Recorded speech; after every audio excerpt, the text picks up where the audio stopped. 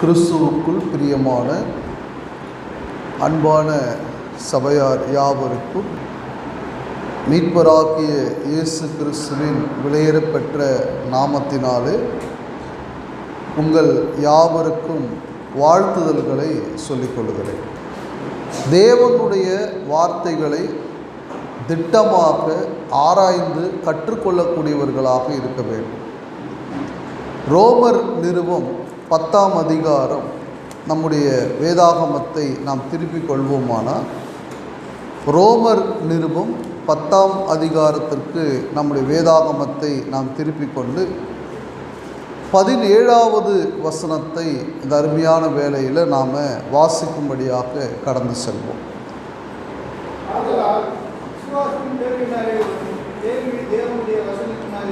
இது நம்ம ரொம்ப தெரிந்த ஒரு வசன பகுதி தான். ஆதலால் விசுவாசம் கேள்வியினாலே வரும், கேள்வி தேவனுடைய வசனத்தினாலே வரும். பிரியமானவர்களே, விசுவாசம் என்ற வார்த்தை ரொம்ப ஒரு முக்கியமான ஒரு வார்த்தை. பிதாக்களின் காலத்தில் ஆபேல் துவங்கியே இந்த வார்த்தையை நாம் பார்க்கிறோம். விசுவாசத்தினாலே ஆபேல் காயினுடைய பலியிலும் மேன்மையான பலியை செலுத்தினார். அப்படியே ஆபிரகாம், மோசே, வெவ்வேறு பழைய ஏற்பாட்டில் வாழ்ந்த தீர்க்கதரிசிகள், தேவ மக்கள் விசுவாசமாய் வாழ்ந்தார்கள் என்று சொல்லப்படுகிறது. குறிப்பாக புதிய ஏற்பாட்டின் காலத்தில் தேவன் இந்த உலகத்துக்கு இயேசு கிறிஸ்துவை அனுப்பினார். அவருடைய மரணம், அடக்கம், உயிர்த்தெழுதலை நாம் இன்றைக்கு விசுவாசிக்கக்கூடியவர்களாக இருக்க வேண்டும். ஒட்டுமொத்தமாக புதிய ஏற்பாட்டின் சட்டத்தை, இந்த புதிய உடன்படிக்கையை நாம் கேட்பதின் மூலமாக தேவ திட்டமோ தேவ சித்தமோ கிறிஸ்துவின் அன்பையும் முழுமையாக நாம் என்ன செய்யணும்? விசுவாசிக்க வேண்டும். ஒவ்வொருவரும் விசுவாசம் உள்ளவர்களாக வாழ வேண்டும். ஏன்னா புதிய ஏற்பாட்டில் விசுவாசம் என்பது ஒரு பிரமாணமாக கொடுக்கப்பட்டிருக்கிறது. அப்போ இந்த விசுவாசம் என்பது ஆழமாக நம்முடைய இருதயத்தில் இருக்க வேண்டும் என்றால், இப்போது சில பேர் என்ன சொல்லுவாங்கன்னா, நான் ரொம்ப விசுவாசம் உள்ளவன், என்னுடைய விசுவாசம் ஆழமானது, என்னுடைய விசுவாசம், அதுக்கு சில அடையாளங்கள்லாம் சொல்லுவாங்க. என் முட்டியை பாருங்கள், நான் எந்த அளவுக்கு முழங்கால் படியிட்டு ஜெபித்திருக்கிறேன், இல்லை வீட்டில் ஏதாவது ஒரு அடையாளங்களையோ அவர்கள் போடக்கூடிய உடையையோ, நான் உடம்பு சரியில்லாமல் போனால் கூட நான் டாக்டர்கிட்ட கூட போக மாட்டேன், நான் ஜெபம் பண்ணியே சரியாக்கிடுவேன் அப்படின்னு அவங்க சொல்லுவதில் காட்டிலும் இதுதான் விசுவாசம்னு அவங்க நினச்சிட்ருக்கிறாங்க. பிரியமானவர்களே, விசுவாசம் என்பது முழுமையாக எப்பொழுது நமக்குள் வரோன்னா, தேவ வசனத்தை படித்து அதை சரியாக புரிந்து கொள்ளும் பொழுதுதான் நமக்குள் முழுமையான விசுவாசம் வரும். அந்த காரியம் சொல்லும், இப்படி செய்யலாமா செய்யக்கூடாதா, உடம்பு சரியில்லைன்னா ஜெபம் பண்ணி ஒரு ஹாஸ்பிட்டல் போங்க, ஞானமான காரியம், பிணியாளிக்கு வைத்தியன் வேணும் அப்படின்னு ஆண்டவராக இயேசு கிறிஸ்து சொல்லி இருக்கிறாரு. அப்போ வைத்தியம் தேவை, புரிந்து கொள்ள வேண்டும். புதிய ஏற்பாட்டை எழுதின, அதாவது அப்போஸ்தலர் நடபடிகள், லூக்கா சுவிசேஷத்தை எழுதின லூக்கா ஒரு மருத்துவர். அப்போ இவங்கெல்லாம் ஊழியம் பண்ணியிருக்கிறாங்க. நாம் ஜெபம் பண்ணிவிட்டு விசுவாசத்தோடு சரியாயிட நம்பிக்கையோடு டாக்டர்கிட்ட என்ன செய்யலாம்? போகலாம். இதை நாம் கற்றுக் கொடுக்கணும். ஏன்னா நிறைய பேர் விசுவாசம்னாலே என்னென்னு புரிந்து கொள்ள முடியவில்லை. அப்போ முக்கியமாக நாம் புரிந்து கொள்ளணும், தேவனுடைய வார்த்தையை நன்றாக படித்து அதை ஆழமாய் புரிந்து கொள்ளும் பொழுது நமக்குள் என்ன வருகிறது? விசுவாசம். பிறகு அந்த விசுவாசத்திற்கு நாம் கீழ்ப்படியக்கூடியவர்களாக இருக்க வேண்டும். இதுதான் சட்டம். இப்போ பல இடங்களில் என்ன நடக்குதுன்னா, தேவனுடைய வசனத்தை படிப்பதற்கோ அதை தேடி வருவதற்கோ அதை புரிந்து கொள்வதற்கோ மக்களுக்கு நேரம் இல்லை. அல்லது அந்த வசனம் என்னதான் சொல்லி இருந்தாலும் அதை ஆராய்ந்து புரிந்து கொள்வதற்கு மனம் இல்லை. நிறைய காரியங்கள் இன்றைக்கி நீங்கள் பார்த்தீங்களான்னா, இன்றைக்கி சமுதாயத்தில் சிறு பிள்ளைகள் தொடங்கி வயதானவர்கள் வரைக்கும் 2 விஷயத்தை தொடர்ந்து செய்து கொண்டிருக்கிறாங்க. ஒன்று பார்க்குறாங்க, இன்னொன்று கேட்குறாங்க. அது டிவியோ செல்ஃபோனோ அல்லது சமுதாயத்தில் ஒரு சூழ்நிலையோ பார்த்துக்கிட்டே இருக்கிறாங்க, கேட்டுக்கிட்டே இருக்கிறாங்க. சரிங்களா? அது நேரம் எவ்வளோ போனாலும் பரவாயில்ல. சில நேரத்தில் நாம் எதை பார்க்க வேண்டும், எதை கேட்க வேண்டும் என்ற ஒரு சூழ்நிலை இருக்குது. அப்போ பார்ப்பதை எல்லாம் நான் நம்பக்கூடாது.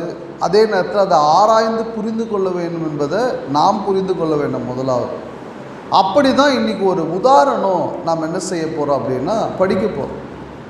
ஒரு உதாரணம் ஒன்றை படிக்க போகிறோம். குறிப்பாக இந்த உதாரணம் ஆண்டவராகிய இயேசு கிறிஸ்து தன்னுடைய வாழ்க்கை நாட்களில் இவங்களை பற்றி ஒரு உதாரணமாய் அவர் சொல்லுகிறார். வாசிக்கலாம். நம்ம முதலாவது மத்தேயு எழுதின சுவிசேஷ புஸ்தகம் 12ஆம் அதிகாரத்திற்கு உங்களுடைய வேதாகமத்தை நீங்கள் திருப்பிக் கொள்வீர்களானால், மத்தேயு எழுதின சுவிசேஷ புஸ்தகம் 12ஆம் அதிகாரத்தில் 42வது வசனத்தை நீங்கள் வாசித்து பார்ப்பீர்களானால், தென் தேசத்து ராஜஸ்திரீ, இங்கே ஒரு பெண்ணை குறித்து சொல்லப்படுகிறது பாருங்கள். இது கர்த்தராகிய இயேசு கிறிஸ்து இந்த வார்த்தையை வந்து பேசுகிறார். தென் தேசத்து ராஜஸ்திரீ பூமியின் எல்லைகளிலிருந்து சாலமோனுடைய ஞானத்தை கேட்க வந்தாள். தென் தேசத்து ராஜஸ்திரீ பூமியின் எல்லைகளிலிருந்து சாலமோனின் ஞானத்தை கேட்க வந்தார். ஏன் ஆண்டவராகிய இயேசு கிறிஸ்து இந்த இடத்துல ஒரு பெண்ணை குறித்து சொல்லுகிறார், ஒரு ராஜஸ்திரியை குறித்து சொல்லுகிறார்? சாலமோனின் ஞானத்தை கேட்க வந்த அந்த தென் தேசத்து ராஜஸ்திரி யார்? என்ன மனநிலையோடு அந்த அம்மா சாலமோன் இடத்தில் ஞானத்தை கேட்க வந்தார்கள் என்பதை நாம் இன்னைக்கு புரிந்து கொள்ள போகிறோம். ஏன் ஆண்டவராக இயேசு கிறிஸ்து இந்த பெண்ணை இங்கே உதாரணமாக சொல்கிறார் என்றதையே நாம் புரிந்து கொள்ள போகிறோம். சரி, இந்த தென் தேசத்து ராஜஸ்திரியை பற்றி நாம் கற்றுக்கொள்ள வேண்டும் என்றால் நம்முடைய வேதாகமத்தில் 1 ராஜாக்கள் புஸ்தகம் 10ஆம் அதிகாரத்திற்கு நம்முடைய வேதாகமத்தை நாம் திருப்பிக் கொள்ளலாம். வாசிங்க, 1வது வசனம் வாசிங்க. ஆண்டவராகிய இயேசு கிறிஸ்துவானவர் சொல்லும் பொழுது என்ன சொன்னார்னா, தென் தேசத்து ராஜஸ்திரி. இந்த இடத்துல சொல்லப்படும் பொழுது சேபாவின் ராஜஸ்திரி, குயின் ஆஃப் ஷீபா அப்படின்னு சொல்லுவாங்க. தென் தேசத்து ராஜஸ்திரி, அவங்க வந்து சேபா என்ற ஒரு இடத்தின் ராணி. சேபான்றது பேர் கிடையாது, ஒரு நாடு. சரி, வருவதற்கான நோக்கம் என்ன? பொதுவாகவே இன்றைய காலகட்டத்தில் கூட பல பெண்கள் வீட்டை விட்டு வெளியே போக தெரியாது இல்லையா? நீங்கள் அப்படி இருக்கிறாங்களா இல்லையா? என் சகோதரர்கள் கூட சில பேர் இருக்கிறாங்க, விவரம் தெரியாது, வெளியே போக தெரியாது, ஒரு பயம், நடுக்கம். இன்னும் எத்தனையோ பேருக்கு ஏடிஎம்மில் காசு எடுக்க தெரில. இன்னும் எத்தனையோ பேருக்கு ஒரு ட்ரெயின், தனியாக ஒரு ட்ரெயின் பிடிச்சி ஒரு ஊருக்கு போக தெரியாது, ஒரு ஆட்டோ பிடிச்சி போக தெரியாது. ஏதோ ஒரு பயமோ ஏதோ ஒரு சூழ்நிலையோ அப்படியே பழகிடுறாங்க நிறைய பேர், நீங்கள் பார்த்தீங்களான்னா. ஆனால் இந்த இடத்துல இந்த சேபாவின் ராஜஸ்திரியை ஒரு விஷயத்தை நீங்கள் நல்லா யோசிக்கணும். இந்த அம்மா ஒரு ராஜஸ்திரி. ஃபஸ்ட்டு இந்த அம்மா சாலமோனை பற்றி கேள்விப்படுறாங்க. சாலமோன் அப்படின்றவர் நமக்கு தெரியும். சாலமோன் தாவீதின் மகன். தேவன் ஒரு நாள் அவர் இடத்துல கேட்குறார், அவர் சொப்பனத்தில் தோன்றி கேட்குறார், உனக்கு என்ன வேணும்? சாலமோன் சொல்கிறாரு, இந்த ஜனங்களை வழி நடத்த ஞானமுள்ள இருதயத்தை தாரும்னு சொல்கிறார். அப்போ தேவன் அவருடைய ஜெபத்தில் சந்தோஷப்பட்டு என்ன சொல்கிறாருன்னா, நீ வந்து பொன்னையோ பொருளையோ கேட்காம நீ ஞானத்தை கேட்டபடியினாலே உனக்கு உனக்கு முன்னாடியும் அப்படி இருக்க மாட்டாங்க, பின்னாடியும் அப்படி இருக்க மாட்டாங்க. அவ்வளோ ஞானத்தை நான் உனக்கு தரேன். அதே வேளையில் நீ கேட்காத ஐஸ்வர்யத்தையும் கனத்தையும் கூட உனக்கு நான் தரேன்னு சொன்னார். அப்போ சாலமோன் மிகுந்த ஞானம் உள்ளவனாக இருந்தான். என்ன கேள்வி கேட்டாலும் பதில் சொல்லுவார். அவர் வாயிலிருந்து ஞானமான வார்த்தைகள் வரும். நிறைய நீதிமொழிகள் அவர் சொல்கிறாரு, பாட்டுக்கள் பாடுறாரு. இன்னும் அவர் தேவாலயம், எருசலேமில் தேவாலயம் கட்டுறாரு, அரண்மனை கட்டுறாரு. அவருடைய அரசவை என்பது ஆச்சரியமானதாக இருக்கிறது. அவர் கூட இருக்கிற மக்களுடைய அந்த இராணுவ வரிசை என்பது ஆச்சரியமானதாக இருக்கிறது. இது எல்லாம் சேபாவில் இருக்கிற அந்த ராஜஸ்திரிக்கு போகுது, நியூஸ் போகுது. இந்த மாதிரி எருசலேமில் சாலமோன்னு ஒருத்தர் இப்படியெல்லாம் ஆட்சி பண்ணுறாரு அப்படின்னு சொல்லி இந்த நியூஸ் வந்து சேபாவுக்கு போகுது.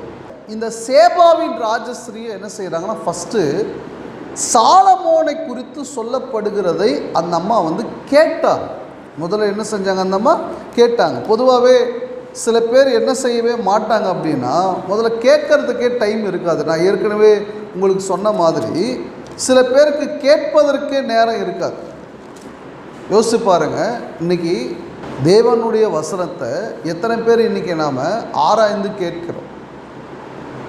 சாலமோனை குறித்து அந்த அம்மா கேட்டாங்கன்னா எல்லாரும் ஒருத்தரை பற்றி கேட்க மாட்டாங்க. அதில் ஆர்வம் இருந்தால் தான் அதை குறித்து என்ன செய்வாங்க, கேட்பாங்க. ஓ இப்படிலாம் இருக்குதா, இப்படிலாம் ஒரு மனுஷன் இருக்கிறாரா அப்படின்னு கேட்பாங்க. பிரியமானவர்களே, முதலாவது இந்த பாடத்தில் நாம் கற்றுக்கொள்ள வேண்டிய ஒரு காரியம் என்னென்னா, தேவனுடைய வசனத்தை ஆர்வத்தோடு இன்றைக்கி முதலாவது நம்ம என்ன செய்யணும், கேட்கணும். ஏன்னா சாலமோன் ஞானமான வார்த்தைகளை பேசினான். நிறைய நீதிமொழிகள், நிறைய அதாவது உன்னத பாட்டு, இதெல்லாம் வந்து அவர் பாடுறார். கடைசியாக ஒரு வயதான பிறகு எழுதுகிற புஸ்தகம் தான் பிரசங்கி, ரைட்டுங்களா? அதை நம்ம விட்டுருவோம். இப்போ அவர் வந்து நீதிமொழிகள், உன்னத பாட்டு, இன்னும் சில சங்கீதங்களில் கூட நாம் அவருடைய சங்கீதத்தை நாம் படிக்கிறோம் இல்லையா? கர்த்தர் வீட்டை கட்டாராகி அதை கட்டுகிறவர்களின் பிரயாசம் விருதா என்ற சங்கீதம் சாலமோனுடைய சங்கீதம். அது இப்போ இந்த வார்த்தைகள் எல்லாம் அந்த அம்மா கேட்கும் பொழுது கேட்டாங்க. முதல்ல இப்போது இந்த வார்த்தைகளில் பூமிக்குரிய வாழ்க்கையில் எப்படி நடக்கணுன்றதை யார் சொல்லியிருக்கிறாரு? சாலமோன் சொல்லியிருக்கிறார். பிரியமானவர்களே, ஆனால் சாலமோனிலும் பெரியவர் ஒருவர் இருக்கிறார். அதை தான் ஆண்டவராகிய இயேசு கிறிஸ்து அந்த மத்தேயு சுவிசேஷம் 12ஆம் அதிகாரத்தில் சொல்ல போகிறார். சாலமோனிலும் பெரியவர் யார்? ஆண்டவராகிய இயேசு கிறிஸ்து. ஆண்டவராகிய இயேசு கிறிஸ்துவானவருடைய வார்த்தையில் பாவ மன்னிப்பு இருக்கிறது. எவ்வளோ பெருசு! சாலமோனுடைய வார்த்தை பூமிக்குரிய வாழ்க்கையில் எப்படி நடக்கணுன்ற சில சட்டங்கள் சொல்லுவார். ஆனால் ஆண்டவராகிய இயேசு கிறிஸ்துவானவருடைய உபதேசம் எப்படிப்பட்டதுன்னா, மன்னிப்பு, இரக்கம். அது மாத்திரமல்ல, அவருடைய உபதேசத்தினாலே, அதற்கு நாம் கீழ்ப்படிவதினாலே ரட்சிப்பு வருகிறது, பாவ மன்னிப்பு வருகிறது, பிதாவினிடத்தில் சேரும் ஸ்லாக்கியம் உண்டாகிறது. சாலமோனுடைய நீதிமொழிகள் ஞானத்தை கொடுக்கும், பாவ மன்னிப்பிற்கான மீட்பை அது கொடுக்காது. பாவ மன்னிப்புக்கான மீட்பை கொடுக்கக்கூடிய வார்த்தையை யார் தான் சொன்னது? ஆண்டவராகிய இயேசு கிறிஸ்து. கிறிஸ்து சொன்ன வார்த்தைகளை அல்லது கிறிஸ்து சொன்ன வார்த்தைகளை போதித்த அப்போஸ்தலர்களுடைய வார்த்தைகளை எந்த அளவுக்கு கேட்கணும்? முதல் பாடம் இதுதான், கேட்கணும். முதல் வசனம் அதானே நம்ம படித்தோம், விசுவாசம் கேள்வியினாலே வரணும், கேட்பதினாலே வரணும். அப்போ முதலாவது நாம் புரிந்து கொள்ள வேண்டும், தேவனுடைய வசனத்தை நாம் காது திறந்து என்ன நடக்குது, என்ன சொல்கிறாங்க, என்ன போதிக்கிறாங்க. சில பேர் சபை கூடும் இடத்தில் போகும் பொழுது, வசனம் கேட்கும் பொழுது, ஃபஸ்ட்டு வசனம் சொல்லும் போதே கண்ணு மூடிடும், சோர்ந்து போயிடுவாங்க, தூக்கம் வந்துடும். நிறைய பேர் உட்கார்ந்தாங்கன்னா அதோட ஆமேன், அந்த கடைசியாக முடிகிற ஸ்டேஜ் தெரியும். சில பேர் கரெக்டாக எழுந்து உட்காந்துப்பாங்க, அந்த முடிகிற டைம் தெரியும் நிறைய பேருக்கு. அப்படி இல்லை, கேட்க வேண்டும். என்ன தான் சொல்கிறாங்க? கேட்க வேண்டும். சரியா? 2வது பாடத்துக்கு போகலாம். சேபாவின் ராஜஸ்திரீ சாலமோனுடைய ஞானத்தை கேட்டா இல்லையா? கேட்டு அப்படியே அந்த அம்மா நம்பிடல. சில சகோதரிகள் அல்லது சகோதரர்கள் கூட யார் என்ன சொன்னாலும் அப்படியே நம்பிடுவாங்க.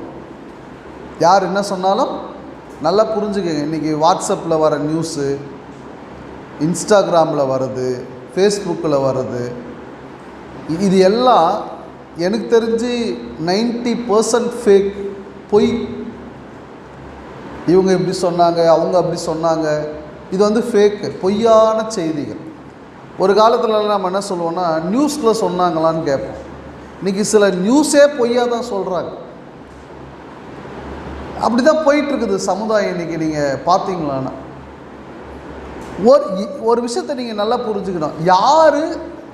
யாரை பற்றி சொன்னாலும், ஒரு விஷயங்கள் சொன்னாலும் முதல்ல நம்ம திங்க் பண்ணணும், இது இவங்க செஞ்சுருப்பாங்களா, செஞ்சுருக்க மாட்டாங்களா. யார் என்ன சொன்னாலும் அப்படியே முதலாவது நம்பிடக்கூடாது. இதை காட்டிலும் மேலா சத்தியம். சத்தியத்தை பைபிள் தான் எடுத்து சொல்லுவாங்க. சில பேர் வசனத்தை எடுத்து தான் சொல்லுவாங்க. தோற்றமெல்லாம் ரொம்ப அருமையாக இருக்கும்.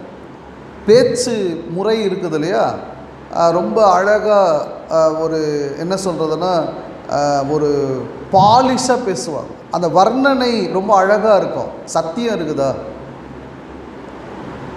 சத்தியத்தை பேசுகிறார்களா? ஒரு வசனம் ஒன்று புதிய ஏற்பாட்டில் வந்து சொல்லுவார். அதாவது இந்த மாதிரி சத்தியத்தை போதிக்கிறவர்களை குறித்து ஒரு வார்த்தை ஒன்று படிக்கிறோம். 2 தீமோத்தேயு 3:7 பாருங்கள். எப்பொழுது கற்றாலும் ஒருபோதும் சத்தியத்தை அறிந்து உணராதவர்களாய் இருக்கிற யார் வீடு?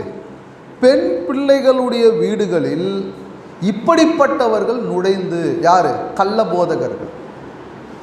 குறிப்பாக யார் வீட்டில் நுழைவாங்களாம்? யார் வீட்டில் நுழைவாங்களாம்?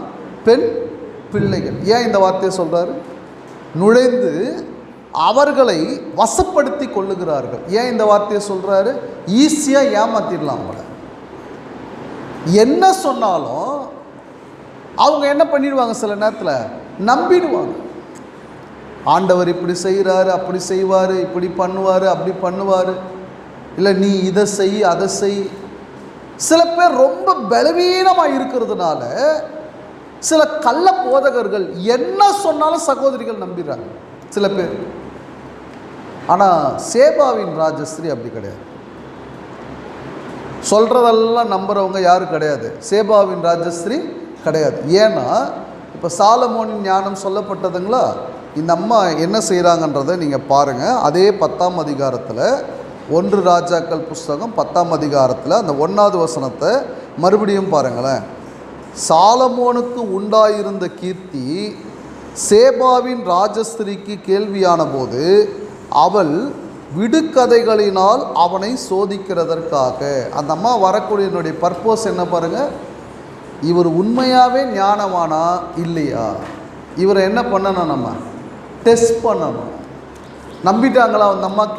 கேட்டதையெல்லாம் நம்பிட்டாங்களா? என்ன பண்ணணும்? டெஸ்ட் பண்ணணும். நல்லா புரிஞ்சுக்கங்க. இன்னொரு முக்கியமான ஒரு விஷயத்தை நான் உங்களுக்கு சொல்ல விரும்புகிறேன். ஒரு ஞானமான சோதிக்கிறதுக்கு நமக்கு ஞானம் வேணுமா இல்லையா? யார் வேணாலும் ஒரு ஞானமான போய் சோதிச்சிட முடியுமா?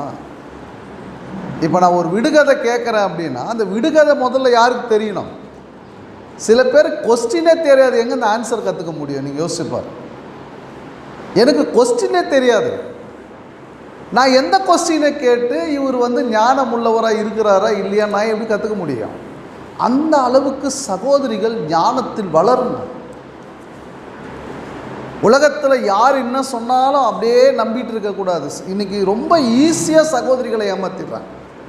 அம்மா உங்கள் வீட்டில் ஆண்களுக்கெல்லாம் ஆபத்து, வாசலில் போய் விளக்கு கொளுத்து உடனே சரிங்க நீங்கள் இந்த நாளில் இந்த கிழமையில் சாப்பிடாமல் இருக்கணுமா?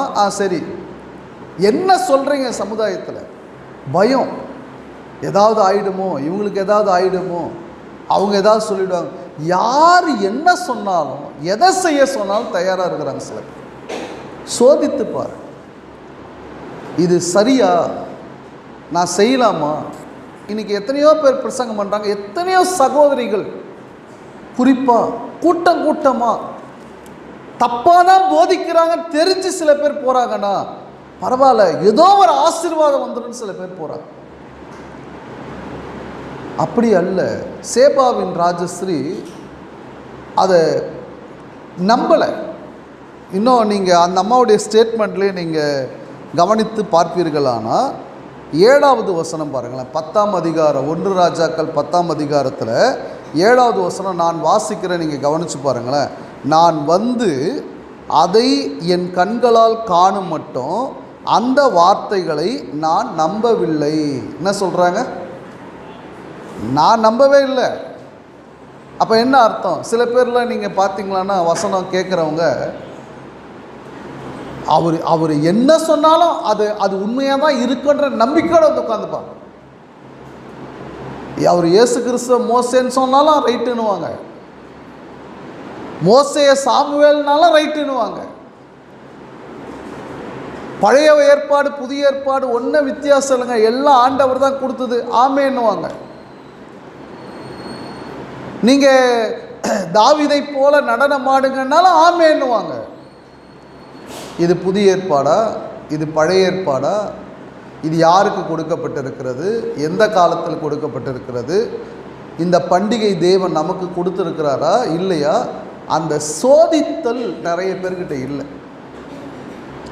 ஏதோ ஒரு கடமைக்கு சபைக்கு போகணும் அப்படின்னு சில இடங்களுக்கு போகிறாங்க. சிந்தித்தல், சோதித்து பார்த்தல், இது சரியா தப்பா, இந்த சோதித்து பார்த்தல் வேணும். அது யாருக்கு இருந்தது? சேபாவின் ராஜஸ்ரீ. சும்மா நம்பலை அந்த அம்மா, சும்மா நம்பலை, சோதித்து பார்த்தால், நம்பாம கண்ணில் பார்த்து அதை உறுதிப்படுத்தின பிறகு தான் நம்பினாங்க. 3வது பாடத்துக்கு போகலாம். ஒருத்தங்க கேள்விப்பட்டாங்க, சரி அது சரியா தப்பான்னு யோசிக்கவும் ஆரம்பிக்கிறாங்கன்னு வச்சுக்கோங்க. அடுத்த முயற்சி என்ன எடுப்பாங்க? அவங்க நல்லதாக சொன்னான்னா கெட்டதாக சொன்னான்னா நம்ம வேலையை பார்த்துட்டு நம்ம இருக்கலாம். அப்படி இல்லாமல் அதை சோதித்து பார்க்கும்படி நேரடியாக வராங்க, தேடி வராங்க. ஒரு சில சொல்கிறாங்க ஒரு 1200 மைல் இருக்குன்றாங்க தோராயமாக. 1200 மைல் ஆட்களை எல்லாம் கூட்டிக் கொண்டு ஒரு பெண், யோசிச்சு பாருங்க, ஒரு 10 பேரை கூட்டிகிட்டு போக முடியாது. நீங்கள் ஆளாளுக்கு ஒவ்வொரு திசையில் போவாங்க. இந்த பரிவாரங்களோடு எங்கே வராங்க அந்த அம்மா? எருசலேமுக்கு வராங்க. இவ்வளோ அதுவும் அந்த காலத்தில் ரோடுகள்லாம் ஒழுங்காக இருக்காதுன்னு உங்களுக்கு தெரியும். இவ்வளோ தூரம் ட்ராவல் பண்ணி வராங்க. எதுக்கு? ஆள் அனுப்பி இங்கே வா சாலமோன் எங்கள் இடத்துக்கு வாங்க, என்னவோ சொல்கிறீங்களாமே. இது தவறாயிடும், அது பெருமையாயிடும். வசனத்தை நம்ம தான் தேடி போகணும், வசனத்தை நம்ம தான் தேடி போகணும். புதிய ஏற்பாட்டில் கண்டிப்பாக ஒருத்தவங்க கூப்பிடுறாங்கன்னா தேவ சத்தியத்தை யார் வீட்டுக்கு வேணாலும் நம்ம போய் என்ன செய்யலாம், சொல்லலாம், தப்பு இல்லை. ஆனால் கற்றுக்கொள்வதற்கு தேடி போகணுன்ற ஆர்வம் யாருக்கும் இருக்கணும். வசனத்தை கேட்கிறவர்களுக்கு தேடி போகிறாங்க, இவ்வளோ தூரம் போகிறாங்க. நீங்கள் பாருங்களேன், அந்த வசனத்தை பாருங்கள். 2வது வசனம் நான் வாசிக்கிறேன் பாருங்கள். மிகுந்த பரிவாரத்தோடும் கூடவே என்ன கொண்டு வராங்க பாருங்கள், கந்த வர்க்கங்களையும் மிகுதியான பொன்னையும் இரத்தினங்களையும் சுமக்கிற ஒட்டகங்களோடும் எருசலேமுக்கு வந்தாள். எங்கே வராங்க அந்த அம்மா? எருசலேமுக்கு வந்தால். தேடி வராங்க. தேவ வசனத்தை கற்றுக்கொள்ளும்படி, ஆராய்ந்து படிக்கும்படி நம்முடைய முயற்சி என்ன? இன்னைக்கு சாலமோனுடைய ஞானம், மறுபடியும் சொல்கிறேன், அது ஒரு பூமிக்குரிய ஞானம். கிறிஸ்துவின் ஞானம் அப்படியா? கிறிஸ்துவின் ஞானம் அப்படியா? கிறிஸ்துவின் ஞானம், நான் மறுபடியும் சொல்கிறேன், உங்களையும் என்னையும் அவருடைய சத்தியம் பரலோகத்தில் சேர்க்கக்கூடிய ஒரு சத்தியம். அவருடைய ஞானத்தை நீங்கள் எந்த மனிதனோடும் அளவிட முடியாது, அவ்வளோ பெரிய ஞானம். அவருடைய ஞானத்தை புரிந்து கொள்ளும்படி அவர் உபதேசத்தை புரிந்து கொள்ளும்படி நம்முடைய முயற்சி என்ன? எவ்வளவு தூரம் வரும்? சத்தியத்தை கற்றுக்கொள்ளும்படி நம்முடைய முயற்சி என்ன? வீட்டிலேயே இருந்துட்டா போதுமா? சபை கூடாமே இருந்துட்டா போதுமா? சில பேருக்கு இதுதான் உண்மையான சத்தியம்னு தெரிஞ்சும் தப்பான சத்தியத்துக்கு போய் போவாங்க. கேட்டால் தூரம், வர முடியல, கூட்டிகிட்டு போக ஆள் இல்லை, ஏதாவது ஒன்று சொல்லுவாங்க. இந்த தென் தேசத்து ராஜஸ்திரி, அதாவது சேபாவின் ராஜஸ்திரி உடனே ஓடி வந்துட்டாங்க. இந்த ஆர்வம் பாருங்கள். நான் ஆரம்பத்தில் என்ன சொன்னேன் ஒரு பாடத்தில், பொதுவாக சில பேர் வீட்டிலே இருந்துக்கலாம், வெளியவே வர மாட்டாங்க, இன்ட்ரெஸ்டே இருக்காது அவங்களுக்கு. நான் சொன்ன மாதிரி ஒரு சிறு வேலை கூட தனியாக செய்ய முடியாது, செய்ய மாட்டாங்க, பழக்கம் இல்லை. ஆனால் இந்த பெண் ஒரு பூமிக்குரிய வகையிலான ஞானத்தை, சிறந்த ஞானத்தை, அதுவும் தேவன் கொடுத்த ஞானத்தை, இவர் சொல்கிறது உண்மையா பொய்யான்னு கண்டுபிடிக்கும்படி, சோதிக்கும்படி இவ்வளோ தூரம் டிராவல் பண்ணி வந்திருக்கிறாங்க. வசனம் என்ன சொல்லுது? முதலாவது தேவனுடைய ராஜ்யத்தையும் அவருடைய நீதியையும் தேடுங்கள். அது எவ்வளோ நேரம் ஆனாலும் சரி, எவ்வளோ தூரமானாலும் சரி, எவ்வளோ நாட்கள் ஆனாலும் சரி, நீங்கள் தேடுங்கள். பார்த்தீங்களா? தேடி வராங்க அந்த அம்மா, பிரயாசப்பட்டு வராங்க. சும்மா கிடைக்காது எதுவுமே. ஏங்க, பூமிக்குரிய வேலைக்காக நாடு கடந்து போகிறாங்க மக்கள். அதுக்கு பாஸ்போர்ட் எடுக்கிறாங்க, விசா எடுக்கிறாங்க, கடைசி அந்த நாட்டில் போயிட்டு அவ்வளோ கஷ்டப்படுறாங்க. எத்தனையோ பேர் அவ்வளோ வேதனைப்படுறாங்க. சில பேர் மனசில் ரொம்ப கவலை இருந்தாலும், வெளிநாட்டில் வேலை செய்கிறவர்கள் அந்த வேலை நிமித்தம் அவ்வளோ துக்கம் இருந்தாலும் குடும்பத்துக்கு காசு அனுப்பணுமே, அதுக்காக நாங்கள் சகிச்சிட்டு இருக்கிறோன்னு. ஆனால் அவ்வளோ தூரம் போவாங்க. சத்தியத்தை அறிந்து கொள்ளும்படி நம்முடைய முயற்சி என்ன? இது 3வது பாடம். இப்போ 4வது பாடம். போய் சாலமோன் எதிர்க்க உட்கார்றாங்க. உட்கார்ந்து சில பேர் ஒரு இடத்துக்கு நம்ம போகிறோன்னா சும்மா சுற்றி பார்த்துட்டு வந்துடுவாங்கள்ல. சேபாவின் ராஜஸ்திரி அப்படி இல்லை. சேபாவின் ராஜஸ்திரி அப்படி இல்லை. பாருங்கள், மறுபடியும் நீங்கள் அந்த 2வது வசனத்தை கவனித்து பார்ப்பீர்களானா, 1 ராஜாக்கள் 10ஆம் அதிகாரம் 2வது வசனத்தில் எருசலேமுக்கு வந்தால் அப்படின்னு நம்ம படித்தோமா? 4வது வரியில் எருசலேமுக்கு வந்தால் படித்தோமா? அடுத்த வார்த்தை பாருங்கள். அவள் சாலமோனிடத்தில் வந்தபோது தன் மனதில் இருந்த எல்லாவற்றையும் குறித்து அவனிடத்தில் சம்பாஷித்தாள். என்ன பண்ணுறாங்க அந்த அம்மா? பேசுகிறாங்க. நீங்கள் நல்லா புரிஞ்சுக்கணும், ஒரு விஷயத்தை, ஒரு சத்தியத்தை நாம் அப்படியே நம்பாமல், இது ஏன், இது எதுக்கு, சந்தேகப்பட்டு கேள்வி கேட்க வேண்டிய அவசியம் இல்லை. அது ஏன் நடந்தது, எதற்காக இந்த சத்தியத்தை கற்றுக்கணும், எதுக்காக ரட்சிக்கப்படணும், எதுக்காக சபை கூடி வரணும், இந்த சத்தியம் ஏன் சொல்லுது, இந்த கேள்வி கேட்டு கற்றுக்கொள்ள வேண்டும். நான் சொன்ன மாதிரி நிறைய பேர் எந்த கேள்வியும் கேட்கறது இல்லை. சபை பற்றி கேள்வி கேட்கறது இல்லை. எதுக்கு நீங்கள் இந்த மாதிரி ட்ரெஸ்ஸு பண்ணுறீங்கன்னு கேள்வி கேட்கறது இல்லை. எதுக்கு இந்த மாதிரி நம்ம கத்துறோன்னு கேள்வி கேட்கறது இல்லை. எதுக்கு இந்த மாதிரி நம்ம குதிக்கிறோன்னு கேள்வி கேட்கறது இல்லை.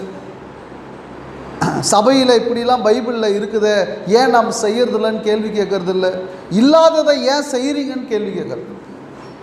ஆனால் சேபாவின் ராஜஸ்திரி அப்படி இல்லை. தன் மனதில் உள்ளவற்றை எல்லாம் என்ன பண்ணுறாங்க? கேள்வி கேட்குறாங்க. இது எப்படி, அது எப்படி. அடுத்த வசனம் பாருங்கள். அப்பொழுது சாலமோன் அவள் கேட்டவைகளை எல்லாம் என்ன செய்தார்? விடுவித்தார். அவளுக்கு விடுவிக்க கூடாதபடிக்கு ஒன்றாகிலும் ராஜாவுக்கு மறைப்பொருளாய் இருக்கவில்லை. நமக்கு உண்டாகிற அத்தனை கேள்விக்கும், நியாயமான கேள்விகளுக்கு, சரியான கேள்விகளுக்கு பதில் எங்கே உண்டு? ஆண்டவராகிய இயேசு கிறிஸ்துவானவருடைய உபதேசம். சில காரியங்கள் மறைவானவைகளாக இருக்கும், நமக்கு தெரியாது. ஏன்னா அதனால்தான் நமக்கு ஒரு வசனம் சொல்லிட்டார், எழுதப்பட்டதற்கு மிஞ்சி ரொம்ப யோசிக்காதீங்க. உங்களுக்கு என்ன தேவையோ அது வசனத்தில் என்ன செய்யப்பட்டு இருக்கிறது, எழுதியிருக்கிறார், புரிஞ்சுக்க அப்படின்ற. அப்போ இன்றைக்கும் கூட நாம் தேவனுடைய வசனத்தில் எல்லாவற்றையும் அறிந்து கொள்ள வேண்டும். ஒருத்தங்க நம்ம கிறிஸ்துவுக்குள் வரும்படி ஞானஸ்தானம் கொடுக்குறோன்னா சும்மா கை தூக்கின உடனே கொடுத்துடக்கூடாது. சத்தியமே அறிந்து கொள்ளாமல் கொடுத்துடக்கூடாது. பைபிளே கற்றுக்காமல் கொடுத்துடக்கூடாது. அவங்களுக்கு தேவன்னா யார், இயேசு கிறிஸ்துனா யார், ஆவியானவர்னா யார், சபைன்னா என்ன, பழைய ஏற்பாடு புதிய ஏற்பாடுனா என்ன, ரட்சிப்புனா என்ன, பாவ மன்னிப்புனா என்ன, தேவனை தொழுது கொள்வது எப்படி, நாம் மரித்த பின் எங்கே போகிறோம், நீதி என்பதை குறித்தும் விசுவாசம் என்பதை குறித்தும் பாவம் என்பதை குறித்தும் சட்டதிட்டங்களை பற்றியும் இப்படி புதிய உடன்படிக்கையை முழுமையாக அவர்களுக்கு சொல்லி கொடுத்த பிற்பாடு, அவர்கள் புரிந்து கொண்ட பிற்பாடு தான் அவங்க என்ன எடுக்க முடியும். சும்மா ஒருத்தருக்கு வந்து நம்ம ஞானஸ்தானம் கொடுத்துடக்கூடாது, அறிந்து கொள்ள வேண்டும் அவர். அப்படி நம்ம டீச் பண்ணும்போது ஒரு கொஸ்டின் வருது, பிரதர் இது எப்படி, இது அது வரணும், அது வரணும். வருதுன்னா மைண்டு இருதயம் வேலை செய்யுதுன்னு அர்த்தம், சிந்திக்குதுன்னு அர்த்தம். நான் அடிக்கடி சொல்லுவேன், ஒன்றுமே புரியலனாலும் கொஸ்டின் வராது, நல்லா புரிஞ்சிச்சுனாலும் கொஸ்டின் வராது. அப்போ இது புரியலன்னா கண்டிப்பாக கேள்வி வரணும், கேள்வி கேட்டு கற்றுக்கொள்ள வேண்டும். அப்போ தன் மனதில் உள்ளவைகளை எல்லாம் அந்தம்மா கேட்குறாங்க, கற்றுக்கொள்கிறார். இன்றைக்கு புதிய உடன்படிக்கையை இந்த சத்தியத்தை கேட்டு கற்றுக்கொள்ள வேண்டும். இப்போ இந்த அம்மா வந்தாங்க, கேள்விகள் கேட்டாங்க. அது மாத்திரமல்ல, சாலமோன் அரசவையை சுற்றி பார்க்குறாங்க, சாலமோன் கட்டின தேவாலயத்தை பார்க்குறாங்க, பிரமித்து போகிறாங்க, பிரமித்து போகிறாங்க. அந்த அம்மாவுடைய ஸ்டேட்மெண்ட்டு நீங்கள் பாருங்கள், 6வது வசனத்தில் இருந்து நீங்கள் வாசித்து பார்ப்பீர்களானா,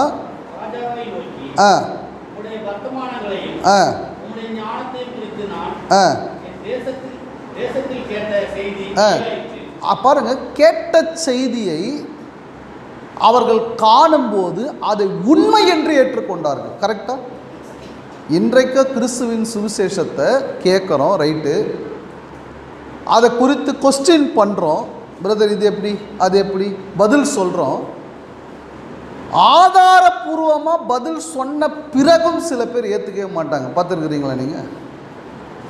இதுதாங்க சபை, இதுதான் உபதேசம், இதுதான் சத்தியம், தேவனை தொழுது கொள்வதுனா இதுதான், ஊழியம் செய்கிறதுனா இதுதான், பழைய ஏற்பாட்டை இயேசு கிறிஸ்து முடிச்சிட்டாரு, இன்றைக்கி புதிய ஏற்பாடு தான் இருக்குது பாருங்கள், இத்தனை ஆதாரம். நீங்கள் என்ன சொன்னாலும் சில பேர் என்ன செய்யவே மாட்டாங்க, என்ன செய்ய மாட்டாங்க, புரிஞ்சுக்கவே மாட்டாங்க. பார்த்துருக்குறீங்களா? இந்த அம்மா அப்படி இல்லை, அதை உண்மை நம்மன பிறகு ஏற்றுக்கொண்டாங்க. நான் உண்மைதான், நான் ஒத்துக்கிறேன். தொடர்ந்து பாருங்க.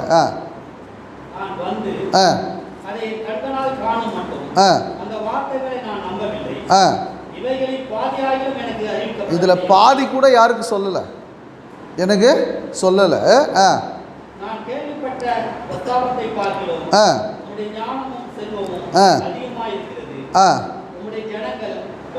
உங்கள் கூட இருக்கிற ஜனங்கள் யாரு? பாக்கியவான்கள். ஏனென்றால்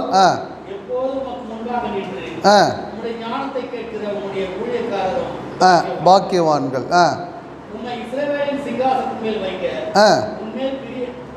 பிரியம்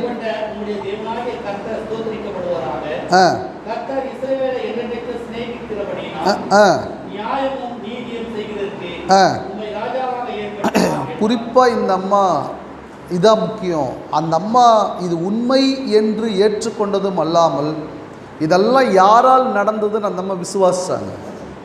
கர்த்தரால் நடந்தது, கர்த்தரால் நடந்தது. ஒரு அந்நிய பெண், இந்த அம்மா யூத பெண் கிடையாது, இஸ்ரவேலின் பெண் கிடையாது, ஒரு அந்நிய பெண். அந்த இது கர்த்தரால் நடந்தது என்பதை அந்த அம்மா வாயினால் என்ன செய்கிறாங்க, சொல்கிறாங்க. பிற்பாடு அந்த அம்மா கர்த்தரை ஏற்றுக்கொண்டார்களா, அவங்க விசுவாசித்தார்களா என்பது நமக்கு இங்கே பாடம் இல்லை. ஆனால் அவங்க கர்த்தரால் தான் இது நடந்ததுன்னு என்ன செய்கிறாங்க, அந்த அம்மா சொல்கிறாங்க. ஏன்னா இன்றைக்கி பல நேரத்தில் நாம் வாழ்வதும் நாம் ரட்சிக்கப்படுவதும் கிறிஸ்துவுக்குள் எல்லாம் யாரால்? தேவனால். கிறிஸ்துவுக்குள் இந்த ஆசீர்வாதத்தை அவர் கொடுத்திருக்கிறார். இதை உணர்ந்து கொள்ள வேண்டும். இதை உணர்ந்து கொள்ளலைன்னா பிரயோஜனம் இல்லை. சரி, கடைசியாக இதெல்லாம் பார்த்த பிறகு, ஏற்றுக்கொண்ட பிறகு நீங்கள் 10வது வசனத்தை வாசித்து பாருங்களேன். 1 ராஜாக்கள் 10ஆம் அதிகாரம் 10வது வசனம். இப்போ அந்த அம்மா ராஜாவுக்கு கிஃப்ட் பண்ணுறாங்க. ஃபஸ்ட்டு கேட்டாங்க, ராஜாவை குறித்து கேட்டாங்க. இல்லை ராஜா சொல்கிறது உண்மையா பொய்யா, ராஜாவை பற்றி சொல்லப்படுகிறது உண்மையா பொய்யான்னு சோதிப்பதற்காக சோதிக்கப்படணும்னு விரும்பினாங்க. 3வது தேடிய வந்துட்டாங்க. 4வது தேடி வந்து தன் மனதில் உள்ளவைகளை எல்லாம் அந்த அம்மா என்ன செஞ்சிட்டாங்க, கேட்டுட்டாங்க. எல்லாவற்றையும் சுற்றி பார்த்து இதெல்லாம் கர்த்தரால் தான் நடந்தது என்பதை அந்த அம்மா ஸ்டேட்மெண்ட் கொடுக்குறாங்க. 5வது என்ன பண்ணுறாங்கன்னா, இது ஏதாவது நான் என்னால் ஏதாவது பண்ணணுமே. இப்போ சாலமோன் ஒன்று ஏழையா கொடுக்கறதுக்கு, இல்லாதவரா கொடுக்கறதுக்கு? நீங்கள் யோசிச்சு பாருங்கள். பொதுவாகவே அந்த காலத்தில் ராஜாக்களுக்கு பரிசுகள் கொடுப்பாங்க. ராஜாக்களுக்கு என்ன கொடுப்பாங்க? பரிசுகள் கொடுப்பாங்க. அதை ஒரு மேன்மையாக நினைப்பாங்க அவங்க. இப்போது சேபாவின் ராஜஸ்திரீ சந்தோஷத்தினாலே அந்த அம்மா என்ன செய்கிறாங்க பாருங்கள். அவள் ராஜாவுக்கு 120 தாலந்து பொன்னையும் மிகுதியான கந்த வர்க்கங்களையும், ரத்தினங்கள், யோசிச்சு பாருங்கள் எவ்வளோ காஸ்ட்லியானது ரத்தினங்கள், இந்த ரத்தினங்களையும் கொடுத்தாள். சேபாவின் ராஜஸ்திரீ ராஜாவாகிய சாலமோனுக்கு கொடுத்த அவ்வளவு கந்த வர்க்கங்கள் பிற்காடு ஒரு காலம் வரவில்லை. பிரியமானவர்களே, ஒரு விஷயத்தை யோசிங்க. இவர் உண்மையாகவே ஞானமுள்ளவர் என்பதை உணர்ந்து கொண்ட அந்த அம்மா தான் கொண்டு வந்தவைகளில் என்ன செஞ்சாங்க? அந்த அம்மா பரிசு கொடுத்தாங்க. இன்றைக்கு கர்த்தராகிய இயேசு கிறிஸ்து அவர் தேவகுமாரன் என்று விசுவாசிக்கிற ஒருவர், இவர் சொன்ன வார்த்தைகள் தேவனுடைய வார்த்தைகள், ஞானமுள்ள வார்த்தைகள், சரியான வார்த்தைகள், என்னை நித்திய ஜீவனுக்கு ஏதுவாக அழைத்து செல்லக்கூடிய வார்த்தைகள் என்று விசுவாசிக்கிற ஒருவர் தன்னையே பரிசாக கொடுக்க வேண்டும். அவர் இன்னைக்கு வந்து எவ்வளோமா நீ கோல்டு தர ரட்சிக்கப்படுவதற்காக, எவ்வளோ நீ காசு தர அப்படின்லாம் அவர் இன்னைக்கு கேட்கறதில்ல. அவர் கேட்பது நம்மை கேட்கிறார், நம் இருதயத்தை கேட்கிறார், நம் கீழ்ப்படிதலை கேட்கிறார், நம்முடைய ஆவி ஆத்துமா சரீரம் குற்றமற்றதாய் வாழும்படியான வழியை கேட்கிறார். அப்ப இன்றைக்கு நான் என்னை ஜீவ பலியாக ஒப்பு கொடுக்க வேண்டும். வேற எதுவும் அவருக்கு வேணாம். என்னை நான் அவருக்கு கிஃப்டா என்ன பண்ணிடணும்? கொடுத்தணும். ஒப்பு கொடுத்து வாழ வேண்டும். கிறிஸ்துவுடனே கூட சிலுவையில் அறையப்பட்டேன். அப்போ என்ன ஆச்சு? அந்த பழைய மனுஷன் இறந்து போயிட்டார். யாருக்காக? கிறிஸ்துவுக்காக நான் கொடுத்துட்டேன். இனி கிறிஸ்துவே எனக்குள்ள என்ன செய்கிறார்? வாழுகிறார். நீங்க யோசிப்பாரு. அப்போ இந்த தென் தேசத்து ராஜஸ்திரியை பற்றி தான் ஆண்டவர் சொல்றார்.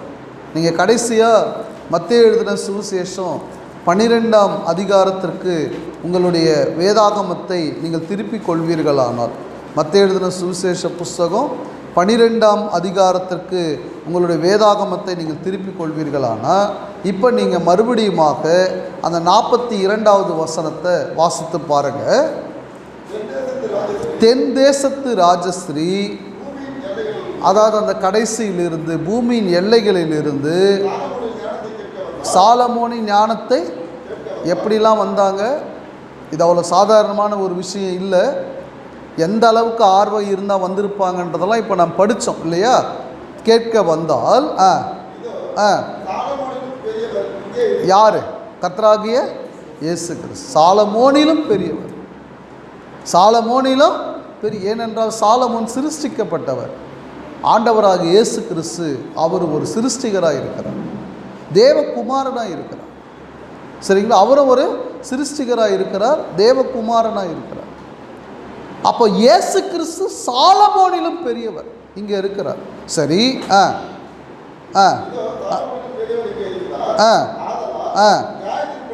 எந்த நாளில்? நியாய தீர்ப்பு நாளிலே. எந்த ராஜஸ்திரீ? அந்த சேபாவின் ராஜஸ்திரீ இருக்கிறாங்க இல்லையா, அந்த ராஜஸ்திரீ எழுந்து ஏன் எங்க நான் ஒரு பூமிக்குரிய வகையில் ஞானத்தை போதித்த ஒரு மனுஷனுடைய வார்த்தையை பார்க்கறதுக்கு இவ்வளோ தூரம் ட்ராவல் பண்ணி அவர் சொல்கிறது கரெக்டாக இல்லையான்னு ஆராய்ந்து அதை கண்ணால் பார்த்து உறுதிப்படுத்தி அதை நான் ஏற்றுக்கொண்டு அவருக்கு என்கிட்ட இருக்கிறதெல்லாம் கொடுத்துட்டு நான் என்ன செஞ்சேன், வந்தேன். ஆனால் நீங்கள் தேவகுமாரனாக இருக்கிற இயேசு கிறிஸ்துவின் வார்த்தைகளை முதல்ல கேட்கவும் இல்லை, கேட்டால் அதை புரிஞ்சு கொள்ளவும் இல்லை, அவரை தேடி வரவும் இல்லை, கிறிஸ்து சொன்ன தேவனை விசுவாசிக்கவும் இல்லை, கிறிஸ்துவையும் நீங்கள் விசுவாசிக்கவில்லை, அவர் சொன்ன உபதேசத்தையும் நீங்கள் கேட்கவில்லை. நீங்கள்லாம் என்னங்க, நீ இங்கே பண்ணுறது சரியா அப்படின்னு யார் குற்றம் சுமத்துவாளாம்? தென் தேசத்து ராஜஸ்தான். நான் சாலமோனை தேடி வந்தேன், நீங்கள் ஆண்டவராக இயேசு கிறிஸ்துவை தேடி வரலை. இயேசு கிறிஸ்து வாழ்ந்த காலத்தில் இருந்த மக்கள் அப்படி செய்தார், விசுவாசிக்கவில்லையா, அவர் வார்த்தைகளை ஏற்றுக்கலை. இன்றைக்கு நாம் எப்படி இருக்கிறோம்? கிறிஸ்துவின் வார்த்தைகளுக்கு எவ்வளோ முக்கியத்துவம் கொடுக்கிறோம்? மனிதன் பேசும் வார்த்தைகளுக்கு முக்கியத்துவம் கொடுக்கக்கூடியவர்கள் இன்னைக்கு கிறிஸ்துவின் வார்த்தைகளுக்கு எவ்வளோ முக்கியத்துவம் கொடுக்கிறோம்? அப்போ இன்றைக்கு நாம் புரிந்து கொள்ள வேண்டும் 5 காரியம் இந்த தென் தேசத்து ராஜஸ்ரீயின் இடத்துல நாம் கற்றுக்கொள்கிறோம். முதல்ல கேட்கணும், கேட்டது உண்மையா பொய்யான்னு ஆராய்ந்து சோதித்து பார்க்கணும். இதை மட்டும் இன்னைக்கு உலகத்தில் இருக்கிற ஒவ்வொருவரும், குறிப்பாக சகோதரிகள் ஆராய்ந்து பார்த்தாங்கன்னா பல கள்ள உபதேசங்கள் குறையும். பல சகோதரிகள் சரியான உபதேசத்துக்குள்ள வருவாங்க. சிந்திக்கிறது இல்லை சில பேர் சிந்திக்கிறாங்க.